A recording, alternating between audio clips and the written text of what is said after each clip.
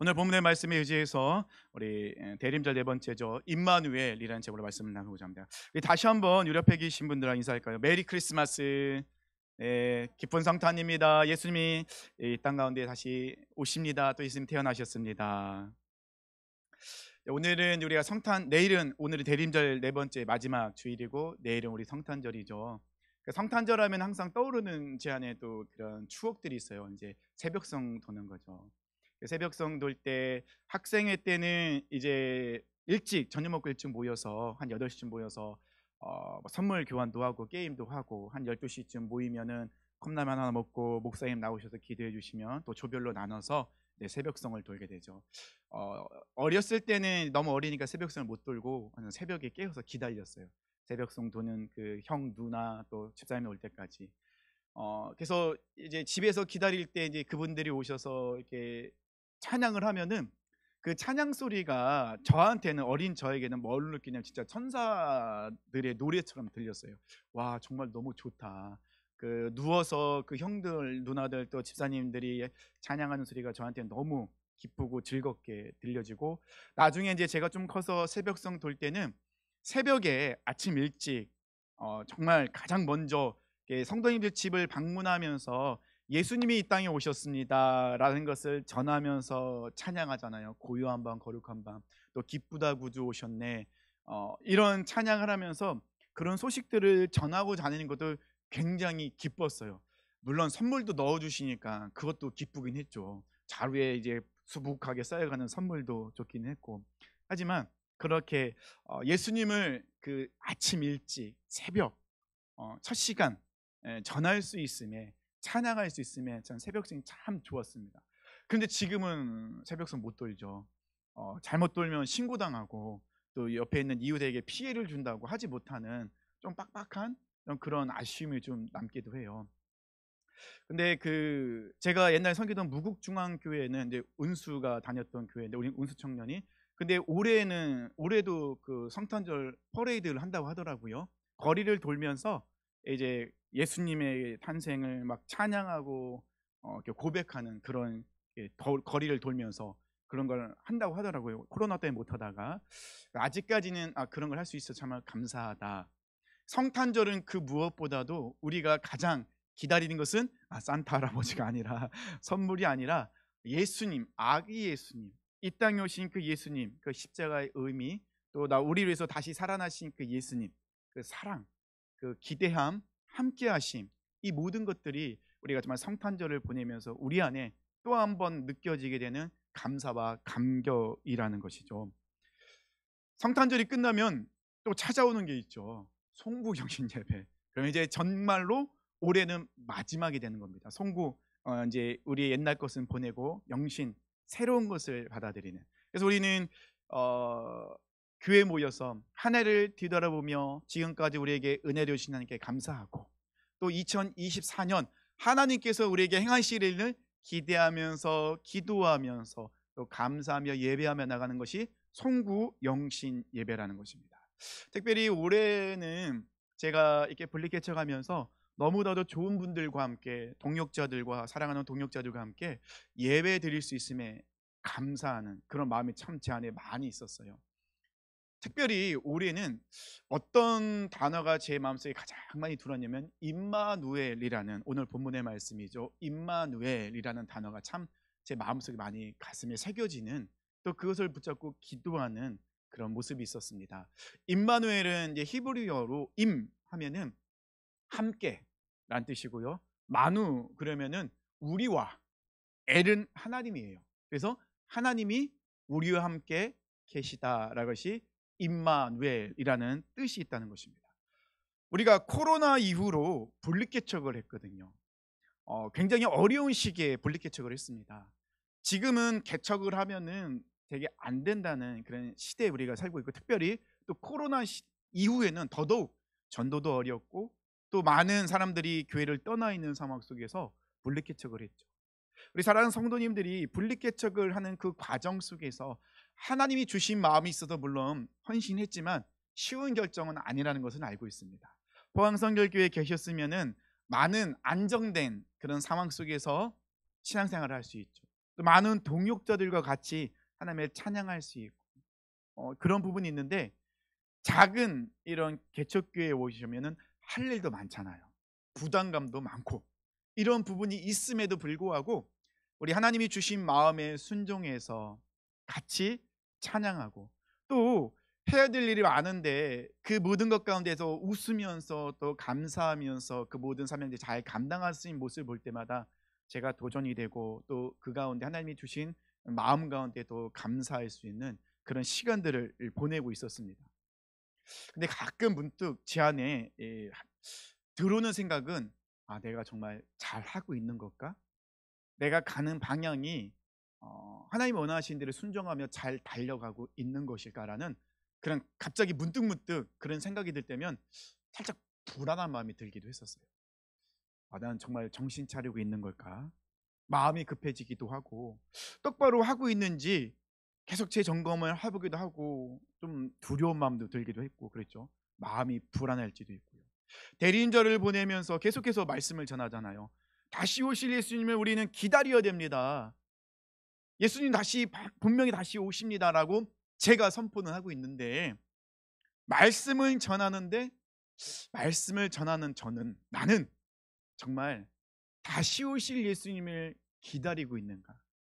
아니면 나도 모르게 이 세상 속에 모든 것을 막 욕심을 내고 있고, 바둥바둥 떠나지 않으려고, 포기하지 않으려고, 내려놓지 않으려고 내 안에 그런 모습은 있지 않은지, 막 이런 생각도 막 들기도 했거든요. 그래서 가끔은 내가 뭔가를 해야 될까? 그럼 뭘 해야 될까 하다가 40일 금식 기도를 해야 되나? 막 이런 생각도 또 해보기도 해요. 근데 이제 뭐 그건 하나님 앞에 뭐 협박하는 것도 아니고, 아, 하나님 내가 40일 밥 안 먹습니다, 아시죠? 뭐 협박하는 것도 아니고, 뭐 이런 금식 기도는 하나님 기뻐하시는 금식 기도는 아니잖아요. 하나님을 협박하기 위해서, 무엇인가를 얻기 위해서 뭐 이런 식으로 하는 금식 기도, 기뻐하는 금식 기도는 아니라는 것이죠. 아, 이것도 하나님께서 기뻐하는 모습은 아니겠구나. 별의별 생각이 많이 들고 막 그럴 때 그 앉아서 여러 가지 문제 앞에서 어떻게 해야 되나 고민하고 힘들어하고 기도하는 중에, 하나님이 항상 그때마다 저에게 주셨던 말씀, 그 말씀을 잡고 제가 일어날 수 있었거든요. 그것은 바로 내가 너와 함께한다, 이 말씀이었어요. 분리개척을 하면서도 참 두려웠습니다. 나는 자격이 없는데, 할 수 있는 것이 없는데, 사랑하는 성도님들이 그렇게 결단하고 헌신하면서 이곳에 같이 왔는데, 내가 우리 성도님들을 위해서 더 기도하고 말씀을 잘 준비해서 전해야 되는데, 내가 그렇게 하지 못하면 어떻게 하지? 이런 불안함, 이런 어려움, 또 여러 가지 문제 앞에서 고민하고 또 낙심되기도 하고 좌절하기도 할 때, 그럴 때마다 하나님은 항상 하셨던 말씀이 내가 너와 함께하고, 하나님이 함께 하시기 때문에 어찌 보면은 이 어려운 결정을 하고 무모한 도전일 수도 있겠지만, 우리가 지금 분리개척을 하며 또 하나님의 말씀에 순종하며 나아갈 수 있었다는 것입니다. 우리 모두는요 하나님의 사람들이죠. 하나님을 섬기는 자들. 그래서 우리의 정체성은 무엇입니까? 성도입니다. 세상 가운데서, 죄악 가운데서 죄로 인하여 죽었던 우리 하나님이 부르셨어요. 그냥 얘들아 라고 부르신 것이 아니라 어떻게 해요? 태우야, 정확하게 우리의 이름을 부르셨어요. 그리고 하나님이 그 독생자 예수님을 이 땅에 보내주시고, 그 예수님이 십자가에 죽으시고 부활하심으로 우리는 죄에서, 죽음에서 건짐받아 더 이상 죄의 노예가 아닌 하나님의 자녀가 되는 권세, 그 복을 누리는 사람들이 되었다는 거죠. 세상에서 우리는 부르심을 받았어요. 부르심 받은 걸 끝났나요? 아니죠. 예수님이 우리에게 또 사명을 주셨잖아요. 너희는 세상으로 가라. 우리는 예수님께 파송받은 사람들. 그래서 우리는 어떻게 합니까? 세상에 나아가서 작은 예수로서, 그리스도인으로서 우리는 세상에 살아가게 된다는 것입니다. 그러다 보니 우리 삶이 결코 쉬운 삶은 아니에요. 손가락질 당하기도 하고 조롱당하기도 하고 또 바보 같다고도 하고 어떤 사람은 우리를 이용하기도 해요. 그래서 박영선 목사님은 이 팔복에 대해서 말씀하시면서 많은 그리스도인들이 팔복을 오해하고 있는 것 같다. 팔복에 보면 뒤에 나와 있는 복에 대해서만 관심을 갖고 있고 먼저 생각하는데 팔복이라는 것은 이렇게 얌전하거나 고상한 것이 절대 아니다. 팔복은 우리가 이 세상 가운데 얼마나 치열하게 그리스도인답게 살아가야 되는 데서 나타나고 있다. 너희들 핍박당하고 고난당하는 거 당연하다. 그리스도인답게 살아가다 보면 호구처럼 보이고 진짜 호구로 살게 된다. 사람들은 너희를 무시할 거고 공격할 것이고 손가락질할 것이고 우리는 그 가운데서 오른뺨을 맞으며 왼뺨을 돌려대야 되는, 오리를 가자고 하면 십리를 가야 되는 바보 같은 멍청한 그런 삶을 사는 것이, 그것이 바로 우리의 모습이라고 예수님께서 팔복에서 말씀하셨다는 것입니다. 고난당하고 찢김당하고 무시당하고 어려움 당하는 거 예수님이 그래요. 예수님의 십자가는요 영광의 자리가 아니었다는 거죠. 예수님 십자가 하지 않으면 바보 같은 자리예요. 예수님 십자가 질 필요 없죠. 그렇게 십자가에 당할 만한 죄를 진 적도 없는데 예수님은 스스로 십자가를 지셨죠. 십자가에 지시기 전에 얼마나 조롱당합니까? 뺨을 맞습니다. 침 뱉을 때요 우리 예수님 머리 바로 앞에서 얼굴 앞에서 침을 뱉죠. 채찍이 맞습니다.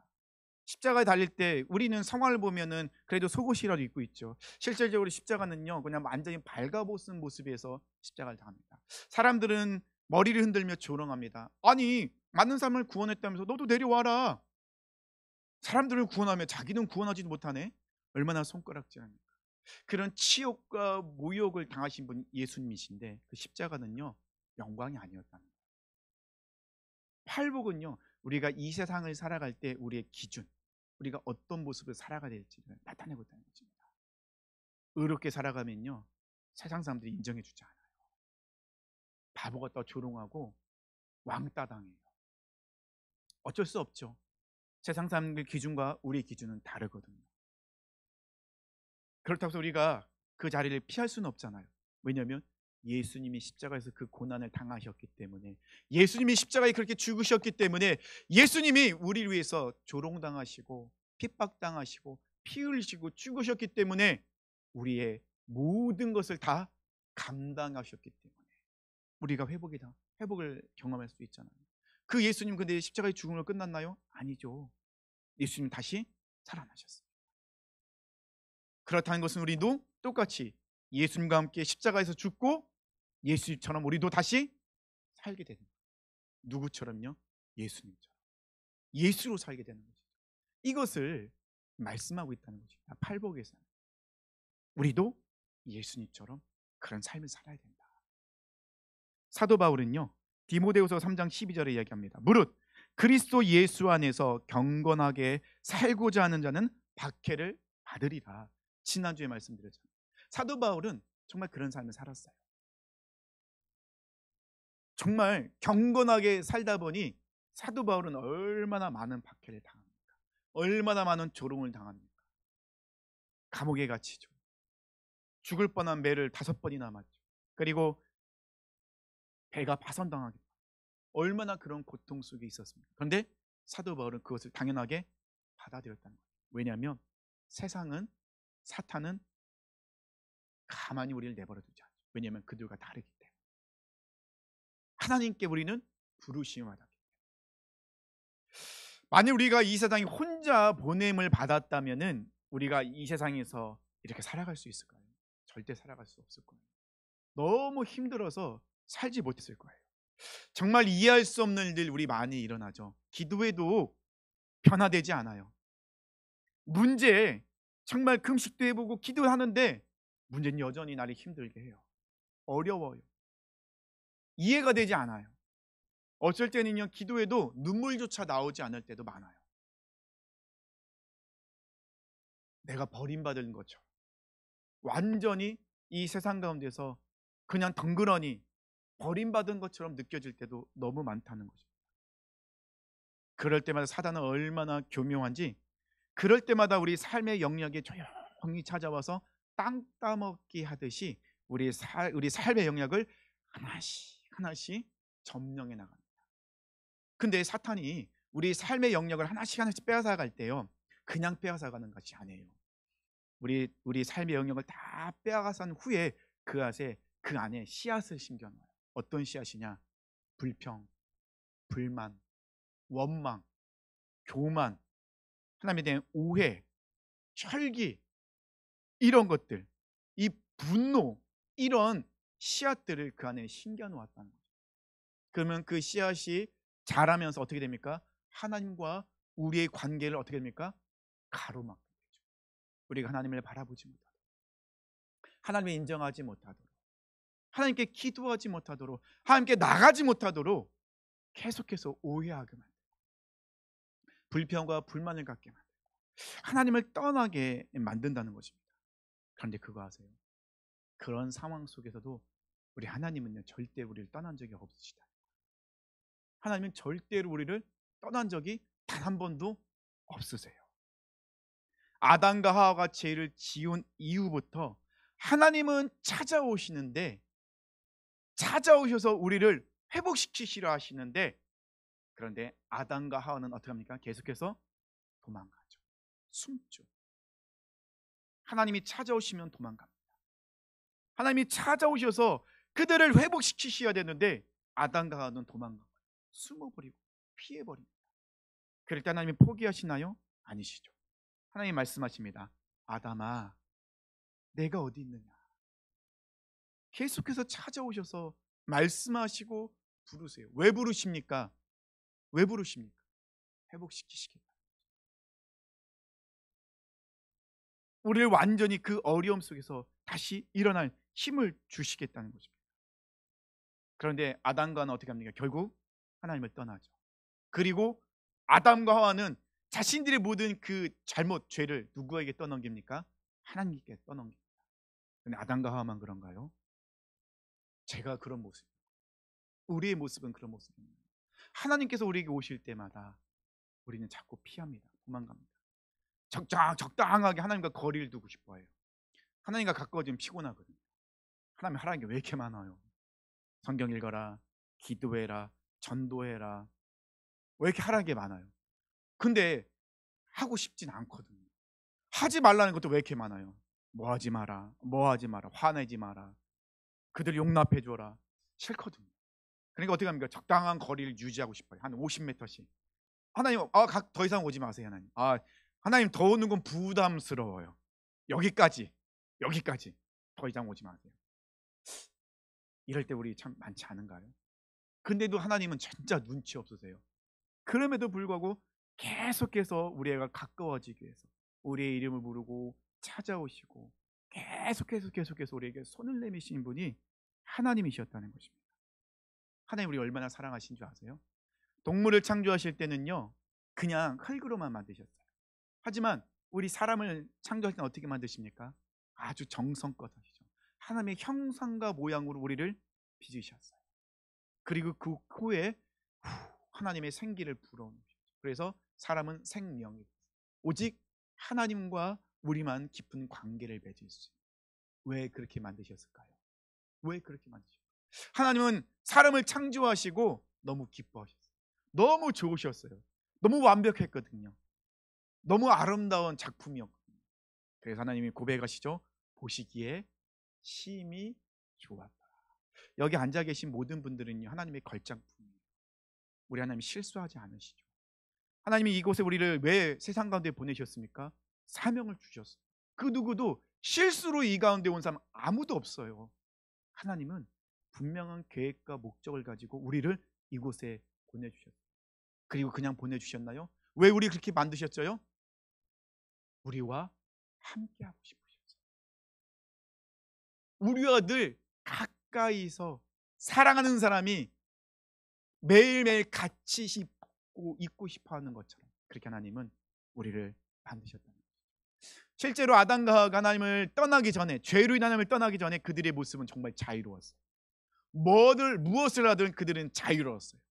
그들 안에는 늘 기쁨과 찬양이 넘쳤다는 것입니다.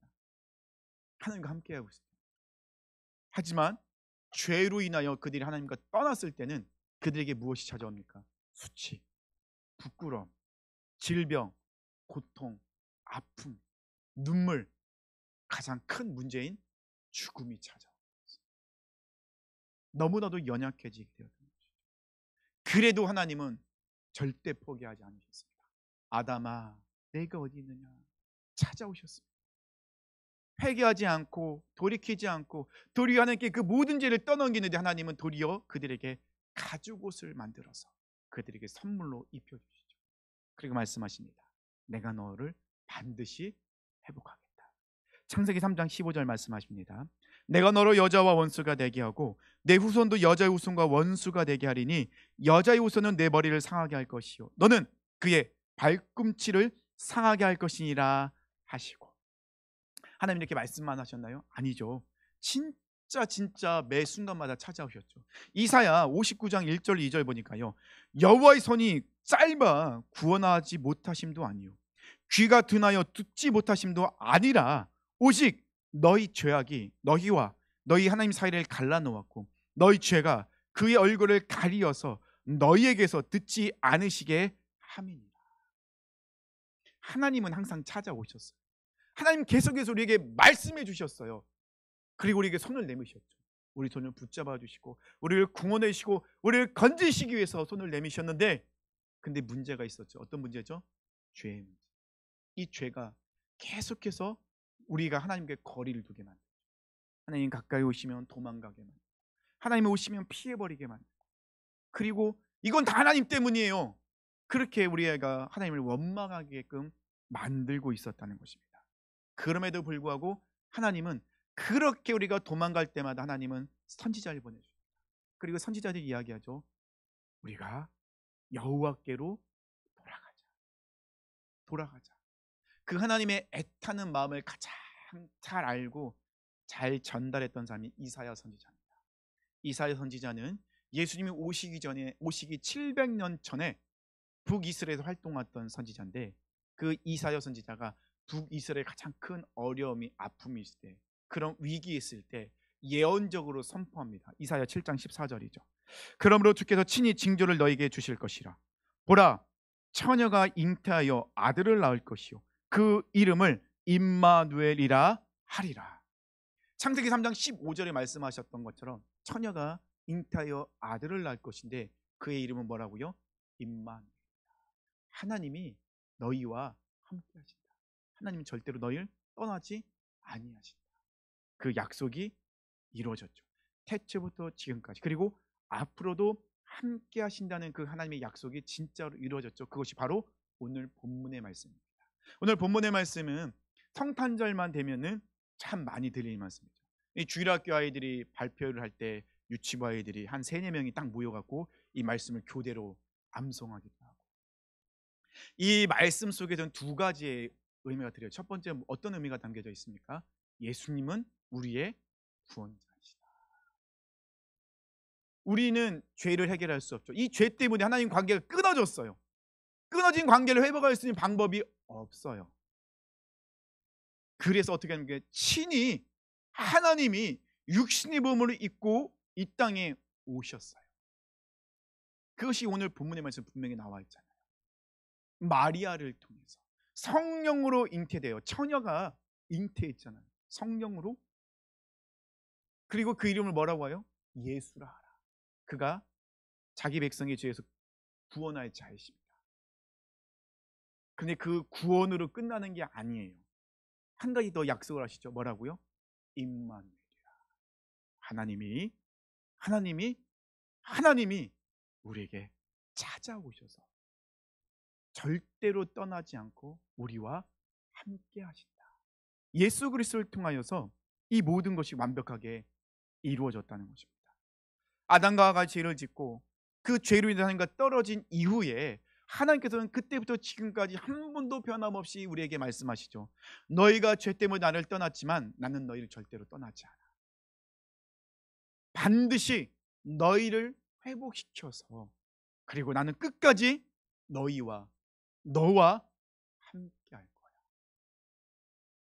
어떤 신이 이런 이야기를 하고 있습니까? 신들은요, 자기 마음에 들지 않으면 버리면 돼요. 기도하는 그런 신자들 버리면 돼요. 뭐 이슬람 같은 거 보세요. 얼마나 그들은 정말 철저합니까? 우리 하나님은 그렇게 비인격적으로 우리에게 무엇인가 요구하는 분이 아니시잖아요. 우리 하나님은 기다리세요. 끝까지 돌아올 때까지 포기하지 아니하시고 계속해서 우리의 이름을 부르고 계시죠. 태우야, 태우야. 계속해서 우리의 이름을 부르고 기다리고 계시다는 거죠.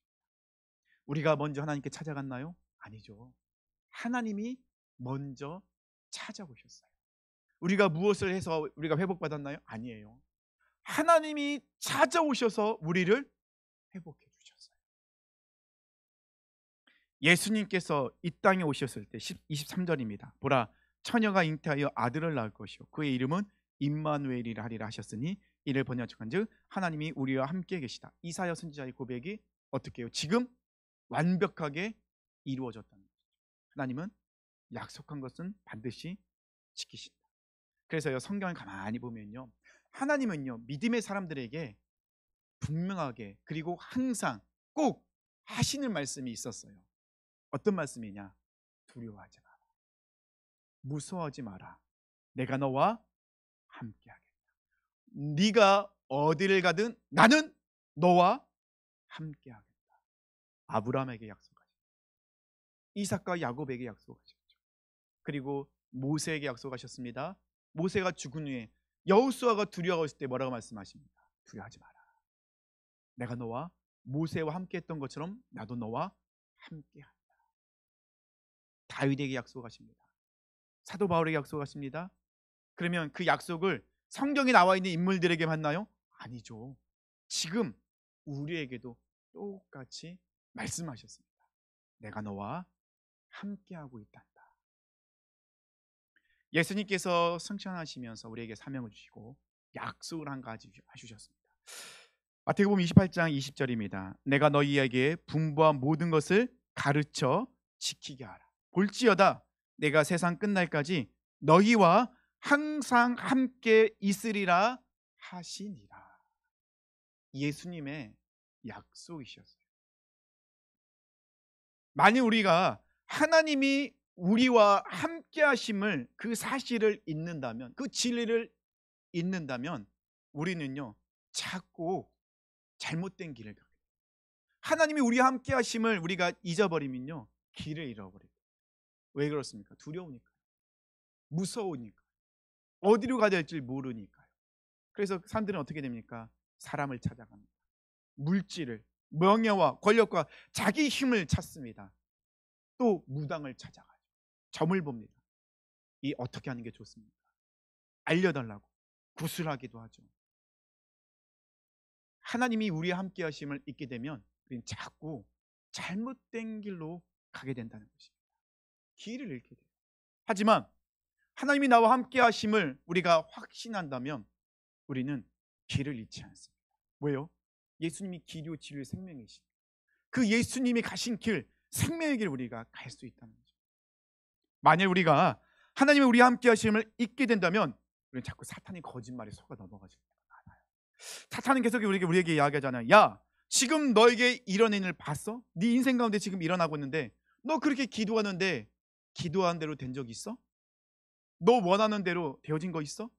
하나님이 살아계시다며. 근데 너의 인생은 왜 그래? 왜 너의 인생은 실패자 같아? 너는 왜 맨날 실패만 해? 사탄은 계속해서 우리에게 그런 거짓말을 하거든요. 아니에요. 사탄은 이런 거짓말을 통해서 계속해서 하나님을 오해하게 만들어요. 하나님이 우리에게 그 언제 성공을 우리에게 말씀한 적이 있으십니까? 우리에게 성공하라고 요구한 적 있으세요? 한마디도 그런 적 말씀하신 적 없으세요? 너 왜 실패했느냐? 말씀한 적이 있습니까? 그러지 않으시죠. 하나님이 계속 우리에게 하시는 말씀 뭐죠? 돌아와라, 돌아와라, 돌아와라. 실패도 괜찮아, 넘어져도 괜찮아, 깨어져도 괜찮아, 하나님을 부인해도 괜찮아, 다 괜찮아. 어떻게 하면 된다고요? 돌아오기만 하면. 나는 언제나 여기서 너를 기다리고 있어. 네가 저 멀리 가도 나는 너를 기다려. 우리가 자주 듣는 예화가 있죠. 어떤 사람이 인생의 길을 가고 있었어요. 믿음이 좋은 사람입니다. 믿음의 길을 가고 있는데 그 믿음의 길을 가는 때 거기는 모래 같은 부분이었어. 근데 가고 있는데 발자국이 4개가 있었어. 2개는 이 사람의 발자국이고 2개는 예수님의 발자국이었어요. 너무 기뻤습니다. 와, 예수님이 나와 함께 해주시구나. 예수님이 나와 지금 동행해 주시는구나. 아, 예수님이 늘 나와 함께 해주시는구나. 너무 기뻤죠. 인생의 길을 가다 보면 늘 좋은 일만 있는 건 아니잖아요. 너무나도 자기가 감당하기 힘든 그런 인생의 구간이 들어섰습니다. 너무 힘들었어요. 너무 지쳤습니다. 도저히 감당할 수 없었어요. 뒤돌아봤는데 발자국이 2개밖에 없는 거예요. 순간 이 사람이 너무 서운한 거예요. 그리고 기도합니다. 예수님, 내가 힘들 때 도대체 어디 계셨던 겁니까? 난 힘들어 죽을 것 같았는데 왜 나는 이 힘든 이 고난의 시간은 나만 혼자 걷게 만드셨습니까? 예수님 너무하신 거 아십니까? 이때 예수님 말씀하시죠. 아들아, 이 발자국은 나의 발자국이란다. 네가 힘들고 어려울 때 힘들었을 때 네가 쓰러졌을 때 나는 너를 업고 가고 있었단다. 나는 너를 떠난 적이 한 번도 없단다. 사탄은 계속해서 우리에게 거짓말하죠. 너는 실패자야. 너의 인생과 하나님은 관심이 없어져. 너는 하나님께 버림받았어. 아니에요. 우리 하나님은 우리에게 단 한 번도 성공을 말씀한 적 없어요. 하나님은 절대로 우리를 떠난 적 없으세요. 하나님은 우리에게 항상 하시는 말씀은 뭐죠? 아들아, 딸아, 나는 너와 함께하겠다. 나는 언제나 내 옆에 있었다. 예수님이 그런 삶을 사셨고 예수님이 우리에게 약속하셨죠. 나는 너를 절대로 떠나지 않는다. 사랑하는 성도님들, 우리 성도님들에게는 이 임마누엘이 어떤 의미가 있으십니까?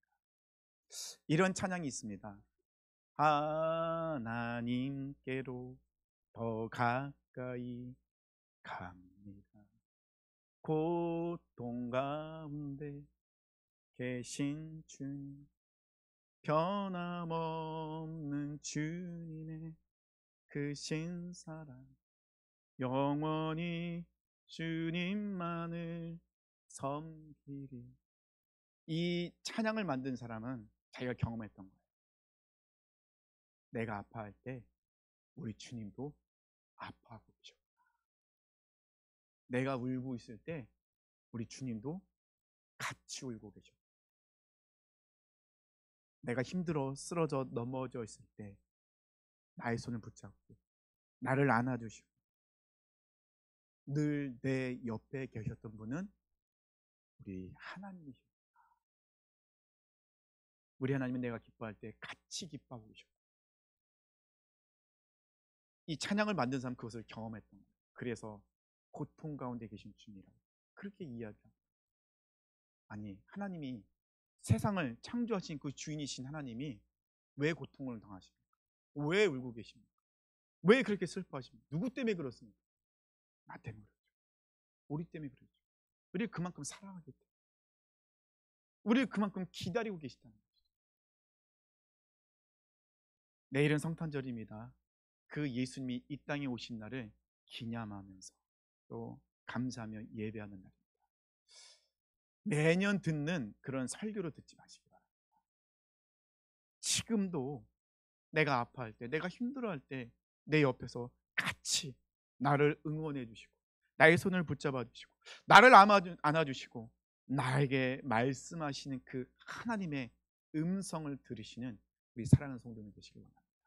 정말 일어날 힘이 없었고 너무 지쳐 있었고 너무 억울해서 정말 어떻게 할지 모를 때, 그럴 때 하나님은 저에게 항상 말씀하셨어요. 배우야, 나는 너와 함께하고 있다. 어떤 억울한 일을 당해, 어떤 큰 역경과 고난 속에서도 나는 너를 떠난 적이 없단다. 이 말씀 때문에 저는 지금까지 일어설 수 있었어요. 지금까지 그 모든 것을 감당하며 달려올 수 있었다는 것입니다. 우리 사랑하는 성도님들, 임마누엘의 하나님, 절대로 우리를 떠나지 아니하시고 함께 하시는 그 하나님의 사랑과 그 음성에 늘 감사하며 감격하며 주님과 동행함으로 승리하시길 축원합니다. 우리 같이 자리에 일어나실